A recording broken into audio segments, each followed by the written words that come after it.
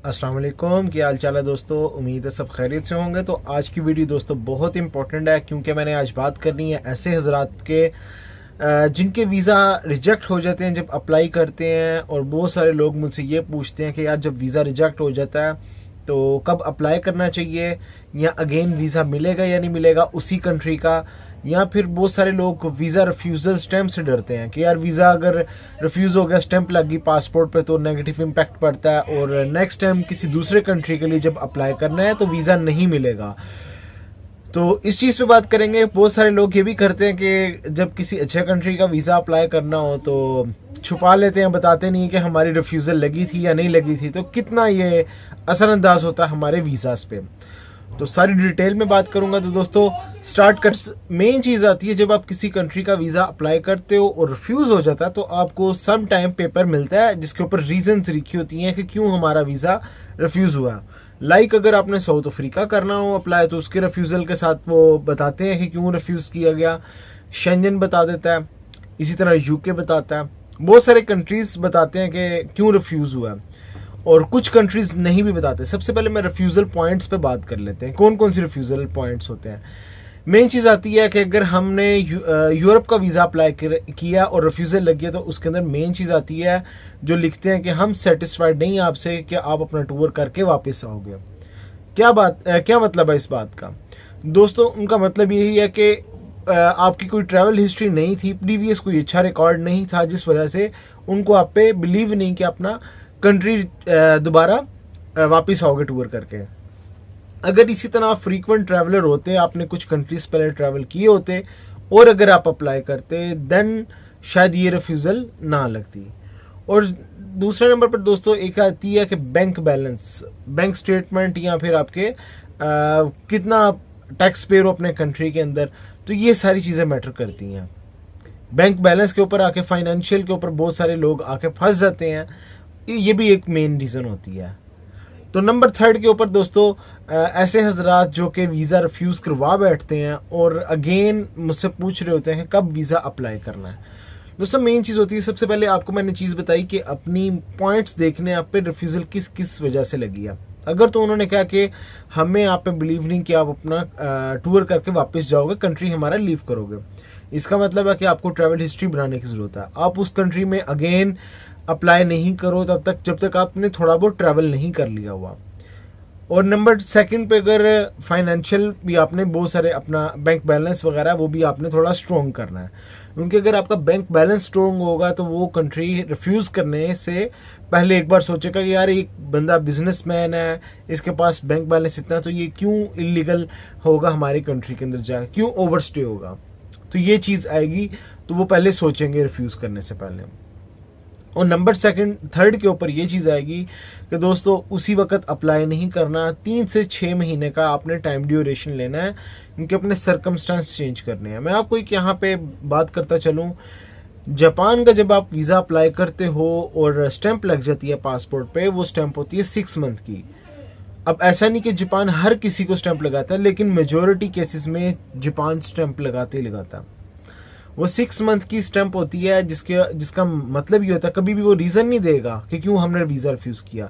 लेकिन अगर आप उनकी वेबसाइट पे जाते हो, सारा पढ़ते हो, तो वहाँ से आपको सारा लिखा हुआ मिल जाएगा कि 6 में ऐसा पॉसिबल नहीं कि आपका एक दिन या 2 या 1 महीने में आपके सरकमस्टांस चेंज हो जाए। तो टाइम ड्यूरेशन आपको 6 महीने का इसलिए मिलता है कि आप अपने सरकमस्टांस चेंज करो। अगर आपकी ट्रैवल हिस्ट्री नहीं थी तो अपनी ट्रैवल हिस्ट्री बना लो, बैंक बैलेंस नहीं ठीक था वो कर लो ठीक, या कोई और मिस्टेक्स थी वो कर लो। लाइक आपका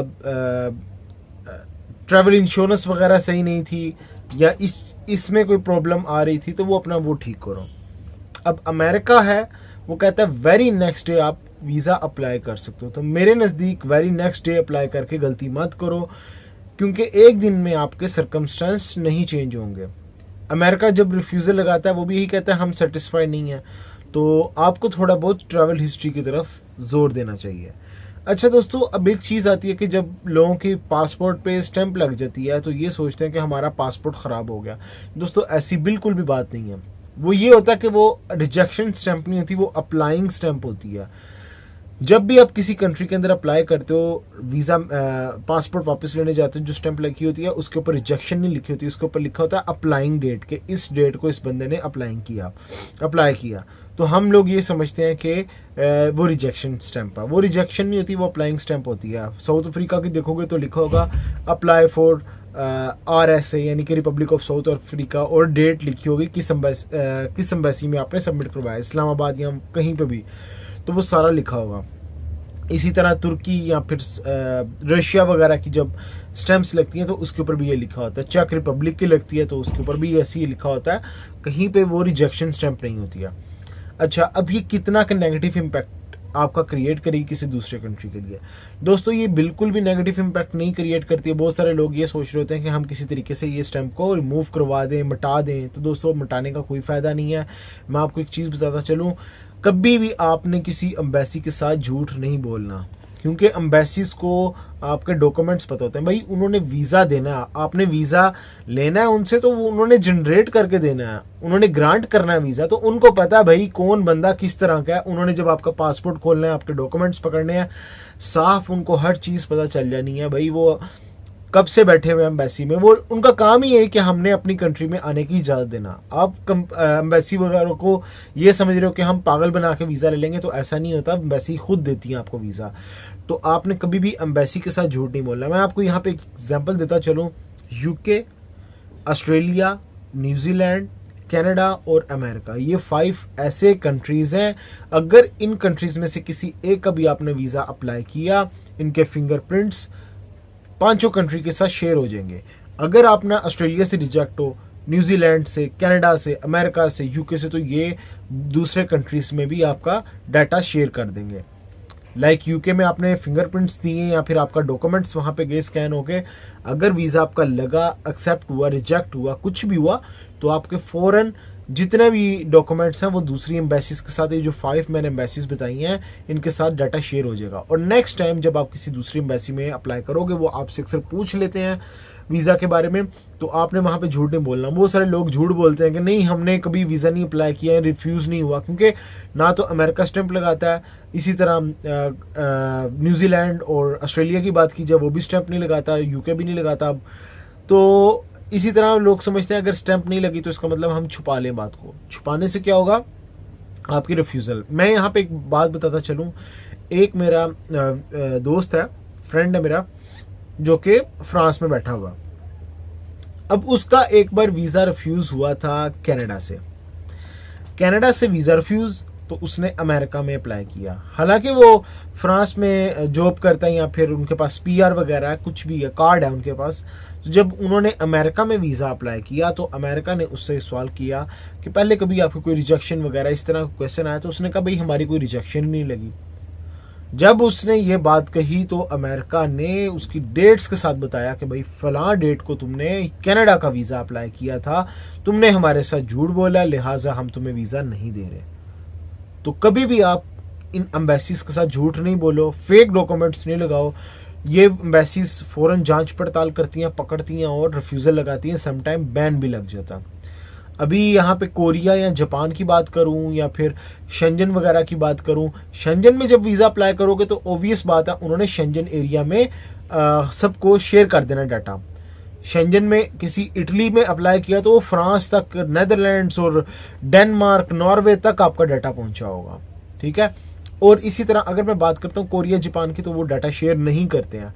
ये जो मैंने बड़े कंट्रीज बताए हैं इस तरह के, ये डाटा शेयर कर देते हैं। तो आपने कभी भी झूठ नहीं बोलना। अगर रिफ्यूज़ल लगी है तो बताना है। अगर साउथ अफ्रीका या किसी छोटे मोटे कंट्री की भी लगी हो ना, तो वो भी बता दो। तो भाई ऐसे नहीं होगा कि आपका यार वीज़ा रिफ्यूज़ कर देंगे या कोई नेगेटिव इम्पैक्ट पड़ेगा, ऐसा कुछ भी नहीं होने वाला। तो सबसे मेन चीज़ आती है, आपने खुद एनालाइज करना है अपने डॉक्यूमेंट्स। जब वीज़ा रिफ्यूज़ होके आएगा, आपने देखना कि यार किस बिना पर आपकी रिफ्यूज़ल लगी। नहीं समझ आ रही तो अपनी ट्रैवल हिस्ट्री देखो। अगर कोई एम्बेसीज नहीं बताती क्यों हम वीज़ा रिफ्यूज़ कर रहे हैं, खुद एनालाइज ये करना कि क्या आपकी ट्रैवल हिस्ट्री थी। अगर थी तो कोई छोटे मोटे कंट्री से या कोई अच्छे थे। अगर अच्छे थे तो आप बैंक बैलेंस देखो, क्या बैंक बैलेंस ठीक आ रहा है या नहीं आ रहा उनकी रिक्वायरमेंट्स के मुताबिक। अच्छा, उसके बाद टैक्स पेयर हो या नहीं हो। उसके बाद आपने देखना है कि यार आपने आया जो डॉक्यूमेंट्स अप्लाई किए हैं, क्या वो इस सीज़न के लिए एलिजिबल भी है या नहीं है। लाइक अभी आप रशिया ट्रैवल करना चाह रहे हो, रशिया अगर आप कहते हो मैं फरवरी मार्च में ट्रैवल करना चाह रहा हूँ रशिया को, तो वीज़ा रिफ्यूज़ ही होंगे जब वो माइनस में चल रहा है वहाँ पे टेम्परेचर, कौन सी एक्सप्लोर करने के लिए आप जा रहे हो, ये सीज़न भी बड़ा डिपेंड करता है। तो इंशाल्लाह दोस्तों नेक्स्ट वीडियो में मिलेंगे नए टॉपिक के साथ। अपना ख्याल रखें, टेक केयर, अल्लाह हाफ़िज़।